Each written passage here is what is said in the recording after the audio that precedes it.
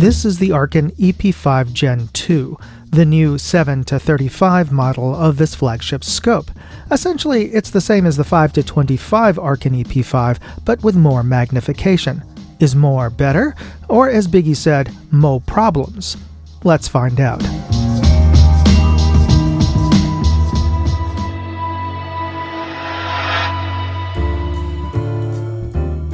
Let me start with a quick unboxing, and then let's just see the contents of the box.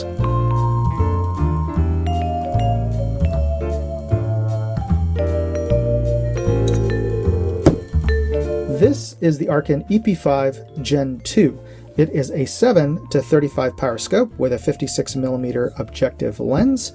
It has a 34mm tube, and it has illumination on the reticle with 6 levels of illumination and an off in between each of the illumination settings. The parallax focus is on the same turret as your illumination, and it is slightly larger, which helps keep you from inadvertently turning both of them at the same time, or one when you didn't mean to turn the other. And the parallax focus turns very smoothly. Goes from 0 all the way down to 25 yards. And our elevation turret, very audible and tactile positive. You can feel every single click, and each click is 0.1 mrad. And the turret itself is resettable. There are 3 set screws around the top. You unscrew that and it loosens and it turns freely, so you can align your markings as you wish.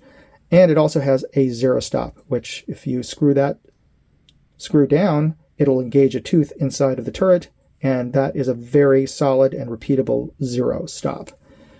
And our windage, also very audible and tactile positive with no slop between the clicks, and also resettable with 3 set screws. Our magnification ring turns smoothly, 7-35, and our ocular or diopter turns smoothly. Alright, so overall this is an excellent looking scope, but the important thing is, what does it look like through the glass? So let's check that out next.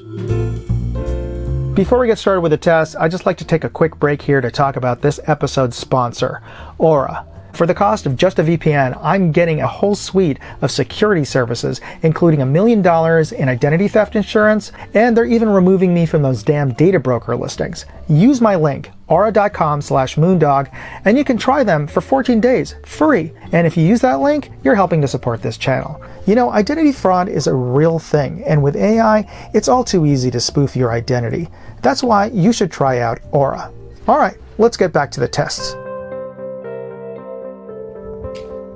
We are looking through the Arken EP-5 Gen 2 at the top of Mount Davidson, 1,400 yards away, and we had the scope set at its lowest power of 7 to get our best overall image through the glass. And you can compare the image inside of the scope to that outside of the scope in terms of color, contrast, and saturation.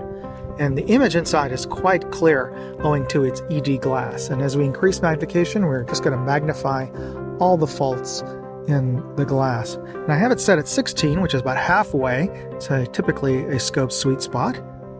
The image is still quite sharp and clear, and as we bring it up all the way to its maximum of 35 power, wow, that image is still very sharp.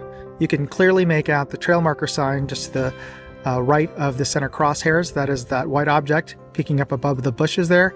That's about a 3-foot-ish steel sign on top of an 8-foot pole, which is a good proxy for an IPSC target at this distance.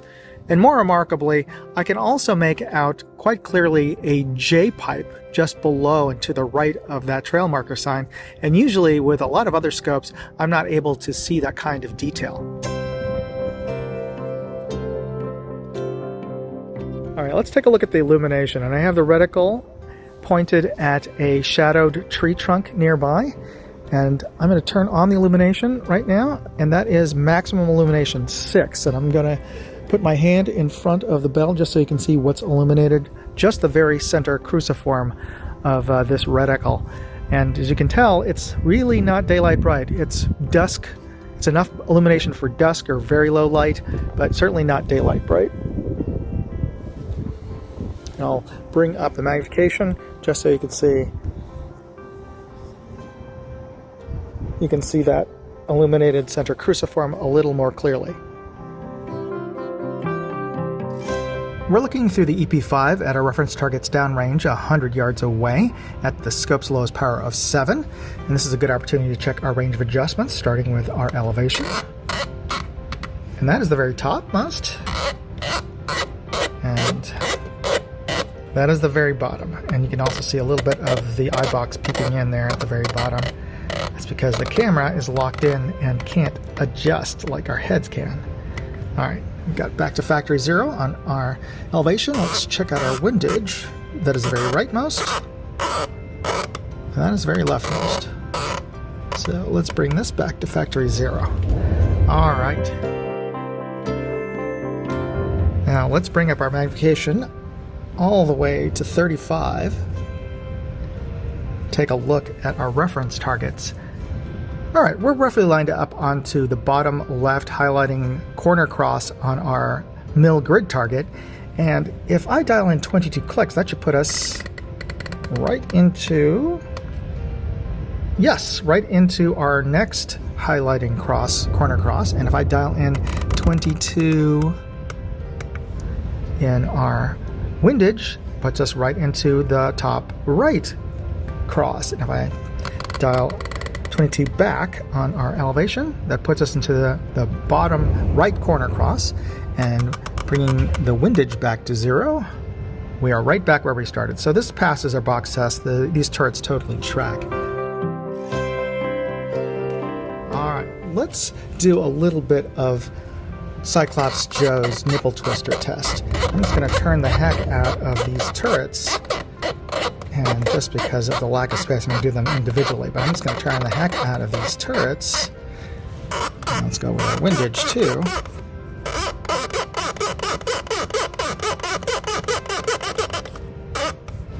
All right, and if we dial these back to their factory 0,